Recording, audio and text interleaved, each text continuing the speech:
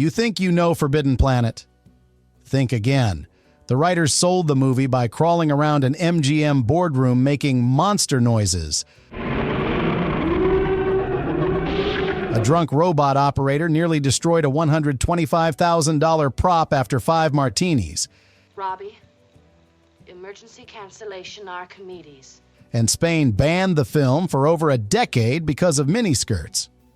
Today, we're exposing 15 hidden truths behind Forbidden Planet, including the musicians' union that tried to kill the first electronic film score, the Disney animator who had to be borrowed to save the effects, and the hidden goatee on the monster that reveals the film's darkest secret. Let's get into it. It's strange how that fence just shorted out. 1. The writers crawled around making monster noises. This is how Forbidden Planet got made. Writers Irving Bloch and Alan Adler walked into MGM Studios in 1954 with absolutely nothing. No screenplay, no storyboards, no visual aids of any kind. They had a science fiction idea. That was it. So they did something desperate and brilliant. They literally acted out the entire story in the MGM boardroom. Bloch and Adler crawled around on the floor, made monster noises, impersonated the invisible creature stalking the crew, and gestured wildly to describe alien technology and distant planets. The studio executives sat there watching 2 grown men perform a one-act play about robots and space travel. Instead of throwing them out, they greenlit the project on the spot. It became MGM's first-ever science fiction film, launched purely on the strength of 2 writers willing to humiliate themselves for their vision. Because it was science fiction, because there's nothing in the picture that can date it. 2. Robby cost. More than most movies. Robby the Robot was an engineering marvel that cost $125,000 in 1956 dollars. That was roughly 7% of Forbidden Planet's entire production budget. To put that in perspective, most B-movies at the time were made for less than $100,000 total. Robby alone was more expensive than entire films being released by competing studios. He was designed by Robert Kinoshita, whose previous professional experience was designing washing machines for appliance companies, not Hollywood props. Kinoshita had to figure out how to make a 7-foot robot that could walk, talk, rotate its head, and perform complex mechanical actions while looking like futuristic alien technology. The result was so impressive that Robby became more famous than any of the human actors in the film. MGM spent decades renting him out to recoup the massive investment. 3. The 5 Martini Disaster. The most expensive prop in MGM history was nearly destroyed by a liquid lunch. The original robot operator, stuntman Frankie Darro, returned from his lunch break one day after consuming 5 martinis. He was immediately called to perform a scene where Robby had to execute a spinning maneuver. Darro climbed into the $125,000 suit, already drunk and unsteady. When he tried to perform the spin, he nearly toppled over and crashed to the ground. The crew lunged forward and caught him and Robby just milliseconds before the robot smashed into the concrete floor and shattered into irreparable pieces. Darro was fired on the spot. MGM implemented strict sobriety rules for anyone operating the robot going forward. It's one of the closest calls in Hollywood history. 5 drinks almost destroyed a 7-figure investment and derailed an entire production. 4. Banned for Miniskirt's costume designer Helen Rose created Altera's wardrobe featuring what are widely considered the first miniskirts ever seen in a major motion picture. The hemlines were shockingly high by 1956 standards, showing actress Anne Francis's legs in a way that mainstream American cinema had never dared before. The costumes were so scandalous that the Spanish government banned Forbidden Planet for over 11 years. They officially declared the outfits obscene and morally corrupting. Spain wouldn't allow the film to be shown in theaters until 1967, after the country's strict Catholic censorship board finally loosened its standards during the Cultural Revolution of the 1960s. Here's what's hilarious. By 1967, miniskirts were everywhere. Francis's costumes had gone from shocking to completely normal in just over a decade. Cultural standards shift fast. 5. The first electronic soundtrack was legally not music. MGM originally hired a traditional composer to score Forbidden Planet. After hearing the results, they fired him. They brought in Bebe and Louis Barron instead, an experimental husband and wife team who created music using hand-built electronic circuits. The Barrons constructed custom oscillators and tone generators that had never been used in film before. Eerie, otherworldly sounds that perfectly matched the alien atmosphere of the story. But there was a problem. The American Federation of Musicians, the powerful union that controlled all film scoring, refused to classify the Barons' work as music because it wasn't performed on traditional instruments. To avoid a union strike that would have shut down the film's release, MGM had to officially credit the soundtrack as electronic tonality, instead of calling it a musical score, an absurd technicality. One of the most innovative soundtracks in cinema history was legally classified as something other than music. 6. Disney animators to the rescue. When MGM executives decided the invisible ID monster needed to be visible during its attack sequences, they ran into a catastrophic problem. MGM had shut down its animation department years earlier. They had no one capable of creating hand-drawn effects. In desperation, they reached out to Walt Disney Productions and borrowed Joshua Meador, one of Disney's top effects animators. Meador hand-sketched the Ed monster's glowing red form on translucent vellum sheets, frame by frame, creating the creature's iconic appearance as a barely visible energy being that radiates menace and power. Without Disney's help, the film's most famous visual effect would never have existed. It's a testament to how fragmented the studio system was in the 1950s that MGM had to borrow talent from their biggest competitor just to finish their own movie. 7. 89,000 square feet of sets. There are 0 location shoots in Forbidden Planet. Every single frame of the alien world of Altair 4 was physically constructed across 89,000 square feet of MGM sound stages.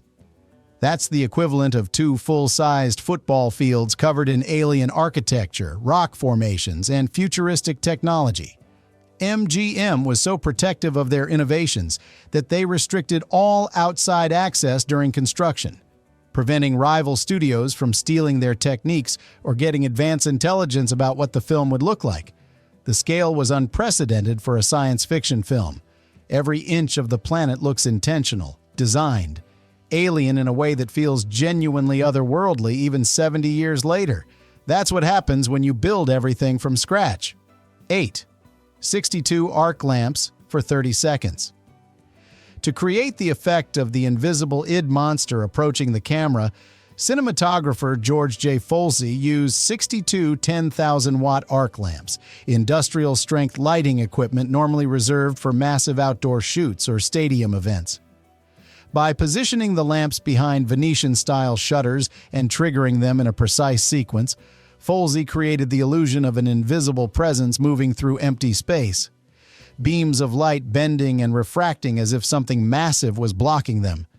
It was an enormously complex technical achievement, split-second timing, coordination from the entire lighting crew. The final result is on screen for less than 30 seconds. That's Golden Age Hollywood, spending thousands of dollars and dozens of man-hours to create a single throwaway shot that most audiences wouldn't even consciously notice. 9. Leslie Nielsen's dramatic debut. Before Leslie Nielsen became a comedy legend in Airplane and The Naked Gun, he was a serious dramatic actor. Forbidden Planet was his first major film role. Nielsen actually wanted to play Commander Adams as a cooler, more emotionally detached character, a reserved intellectual leader rather than a traditional square-jawed hero. The producers overruled him. They forced Nielsen to deliver a conventional, earnest, heroic performance that fit the 1950s masculine ideal. Nielsen complied, but he later said he regretted not fighting harder for his interpretation. It's fascinating to watch the film knowing that Nielsen is suppressing his natural instincts for deadpan understatement. You wonder what Forbidden Planet would have looked like if he'd been allowed to play it his way instead of the studio's way. 10. Shakespeare. In space. Here's the secret most people miss. Forbidden Planet is a secret adaptation of William Shakespeare's The Tempest. Once you know that, the entire plot clicks into place. Dr. Morbius is the magician Prospero, exiled on a remote island with forbidden knowledge. His daughter Altera is Miranda, the innocent girl who's never seen another human being. Robby the Robot is Ariel, the supernatural servant who does Morbius's bidding, and the id monster is Caliban, the dark, primal force that represents humanity's basest instincts. The screenwriters never explicitly mentioned Shakespeare in the marketing. They didn't want to scare away sci-fi audiences who might think a literary adaptation was too highbrow or boring, but the structure is identical, beat for beat. The best science fiction has always been about translating timeless human stories into futuristic settings. 11. The Blueprint. For Star Trek, Gene Roddenberry openly admitted that Forbidden Planet was one of the primary inspirations for Star Trek. The film's United Planets organization became the template for Roddenberry's United Federation of Planets. Robby's ability to synthesize food, clothing, and objects from raw materials was the clear predecessor to the replicator technology that became central to Star Trek lore. Even the visual design of the Enterprise's bridge, with its clean lines, futuristic panels, and sense of optimistic technological progress, owes a debt to how Forbidden Planet depicted space travel as scientific exploration rather than military conquest. Without Forbidden Planet, Star Trek as we know it might never have existed. The entire landscape of science fiction television would look completely different. 12. George Lucas's 12th birthday. George Lucas saw Forbidden Planet in theaters on his 12th birthday in 1956. It changed the entire trajectory of his life. He became obsessed with science fiction filmmaking. Decades later, when he was creating Star Wars, he deliberately referenced Forbidden Planet in subtle ways. The famous yellow opening crawl that starts every Star Wars film? It wasn't inspired by Flash Gordon serials like most people think. It was actually inspired by the theatrical trailer for Forbidden Planet, which featured bright yellow text flying through a star field into deep space. Lucas lifted the aesthetic directly and made it iconic. The most influential filmmakers are often the ones who are honest about stealing from their heroes. Lucas has never hidden the fact that Forbidden Planet was one of the foundational texts of his creative imagination. 13. The monster's hidden goatee. There's a hidden detail in the animated id monster that most viewers completely miss. If you look closely during the attack sequences, the creature actually has a small goatee beard visible in its translucent form. This wasn't a mistake or a random design choice. It was a deliberate clue added by the Disney animators to visually communicate that the monster was a physical manifestation of Dr. Morbius's subconscious mind. Morbius is the only character in the entire film who has a goatee. The animators embedded his signature facial feature into the monster to show that it's literally his dark side made flesh. An incredibly subtle piece of visual storytelling that rewards careful viewers. Proof that the filmmakers trusted their audience to be smart enough to piece together the mystery on their own. 14. The Rough Cut. They released, after a successful test screening, MGM executives made one of the strangest decisions in studio history. They decided to release the editor's first rough cut as the final theatrical version of Forbidden Planet. The editor wanted to go back and polish the edit, tighten the pacing, and fix minor continuity errors. The studio refused to let him touch it. They believed the rough cut had a raw, spontaneous energy that would be lost if the film was over-refined. They were terrified of accidentally ruining something that test audiences had already loved. This explains why Forbidden Planet has occasional continuity glitches and awkward cuts that feel unfinished. Because they literally are unfinished. A gamble that mostly paid off, but also makes the film feel slightly rougher than other major MGM productions from the same era. 15. The Union Censorship Scandal.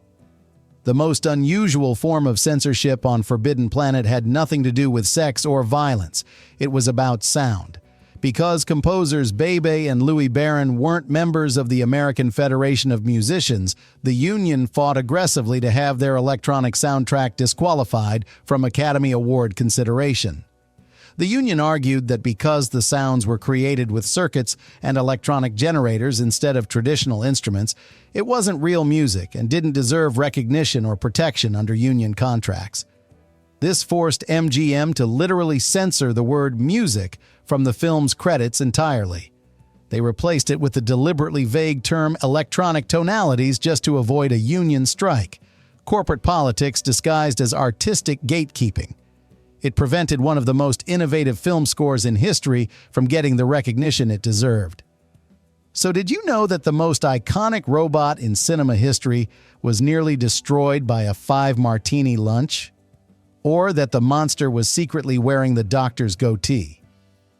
Forbidden Planet is proof that the best science fiction isn't about spaceships and lasers. It's about using the future to tell timeless human stories. Somehow, all of that became one of the greatest sci-fi films ever made. Which behind-the-scenes fact surprised you the most? Let me know in the comments. If you enjoyed this dive into the chaos behind a classic, hit subscribe. See you in the next one.